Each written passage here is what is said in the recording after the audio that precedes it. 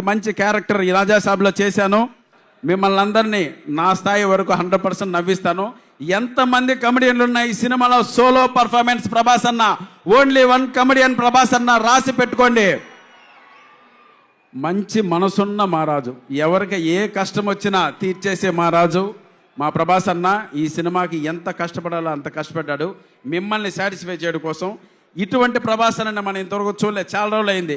Next 10 years కూడా ఇటువంటి ప్రభాస్ అన్న మనకు కనపడ్డు.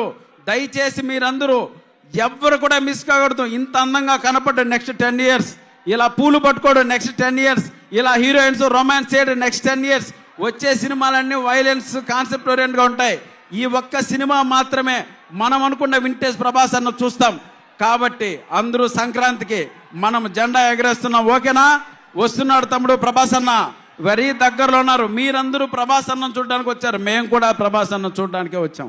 సో తప్పకుండా ఈ సినిమా గొప్ప విజయాన్ని, గొప్ప కలెక్షన్ల వర్షం కురిపిస్తుంది. It's my promise. Love you all. Thank you so much.